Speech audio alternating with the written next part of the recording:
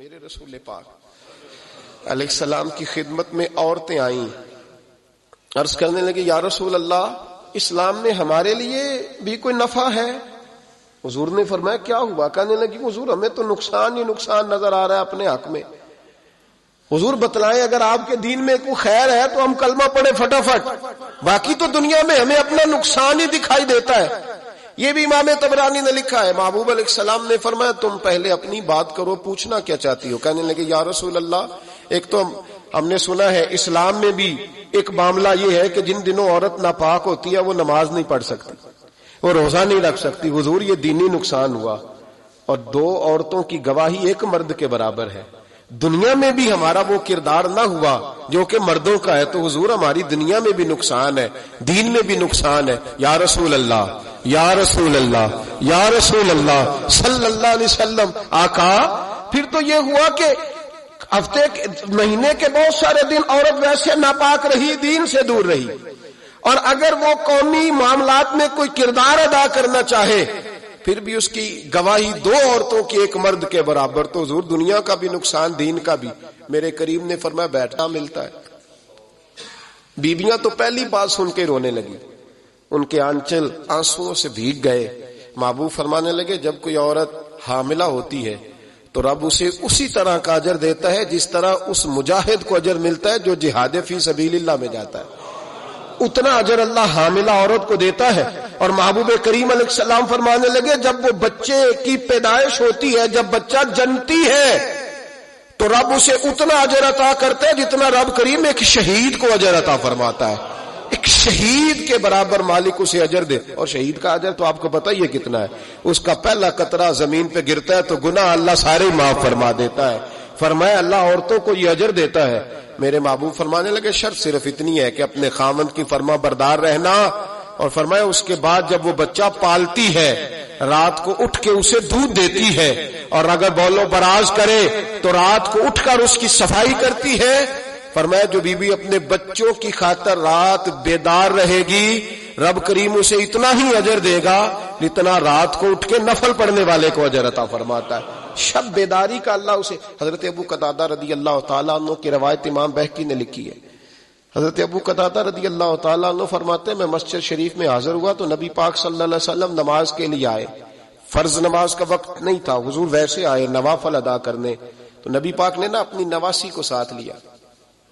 حضرت سیدہ زینب رضی اللہ تعالیٰ عنہ حضور کی بڑی صاحبزادی، ان کی بیٹی جناب امامہ بنت زینب رضی اللہ تعالیٰ عنہ حضور کے ساتھ ہے. نبی پاک ساتھ لائے، نماز پڑھنے بچی کو لائے، اور فرماتے میری نظر پڑی تو محبوب فرمانے لگے میں آ رہا تھا تو ضد کر رہی تھی کہ نانا میں نے بھی جانا ہے تو میں ساتھ ہی لے آیا ہوں. نماز پڑھنے حضور ساتھ لے آئے.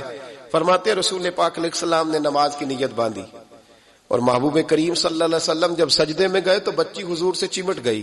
حضرت ابو قتادہ رضی اللہ تعالیٰ عنہ فرماتے ہیں حضور اٹھنا چاہتے ہیں وہ اٹھنے نہیں دے رہی تو میرے محبوب نے اٹھتے ہوئے بچی کو بھی ساتھ ہی اٹھا لیا. گود میں پکڑ کر محبوب اللہ کی نماز میں موجود ہے. گود میں جب حضور رکوع میں جاتے تو بٹھا لیتے، جب اٹھتے تو اٹھا لیتے. جناب ابو قتادہ فرماتے ایک وہ دور تھا، ایک وہ زمانہ تھا کہ جب لوگ بچیاں دفن کرتے تھے، اور آج یہ رنگ آیا کہ جب حضور نے بیٹی سے پیار کیا تو میں دعائیں کر رہا تھا اللہ مجھے بھی بیٹی عطا کرے. میں دعا کر رہا تھا یہ انداز دیکھ کے کہ مالک مجھے بھی دے، مجھے بھی بیٹی دے، تو میں بھی اسے اسی طرح اٹھایا، اسی طرح پیار کروں گا، اسے اسی طرح میں محبت دوں گا، یہی رنگ میں اپنی بیٹی کے ساتھ رکھوں گا، یہ انداز میں اختیار کروں گا. بھائیو یہ وہ انقلاب ہے جو میلاد والے رسول نے عطا فرمایا. یہ وہ رنگ ہے، یہ وہ انداز ہے. میرے عزیزو یہ یاد رکھنا، یہ وہ والا انقلاب ہے جو کسی اور کے لیے ممکن نہیں، کسی اور کے لیے. ایسا دلوں کا انقلاب، روحوں کا انقلاب، سوچوں کا انقلاب کہ محبوب پاک نے نظریات ہی بدل کے رکھ دیے، طبیعتیں بدل کے رکھ دی، حالات ہی بدل گئے.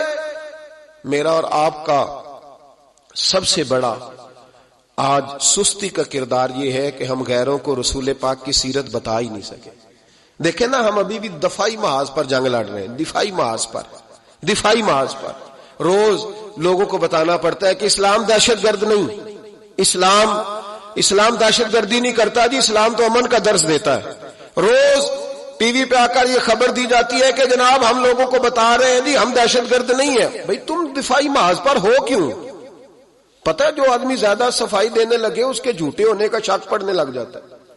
وہ ہمارے پنجابی کے لوگ کہتے ہیں جو زیادہ قسمیں کھائے وہ جھوٹا ہوتا ہے کئی دفعہ. تو کیوں صفائیاں دے رہے ہو؟ کس نے کہا اسلام دہشت گرد؟ صفائی دینے کی کیا ضرورت؟ کوئی ہمیں ہماری دہشت گردی بتائے ہمیں کوئی ہماری دہشت گردی. افغانستان میں جو قتل و غارت ہوئی اور لوگوں کی گردنیں کاٹ کر ان میں پٹرول بھر کے انہیں جہازوں سے نیچے گرایا گیا، تو دہشت گردی اسلام نے کی کہ غیر مسلم نے؟ بولے نا. افغانستان کے اندر جتنی لوٹ مار ہوئی وہ امریکہ نے کی کہ نہیں کی؟ اور عراق کے اندر، لیبیا کے اندر، مصر کے اندر کس نے یہ سارا؟ شام کے جو کتنے لوگ قتل کر دیے گئے تو کس کے سبب سے کر دیے گئے؟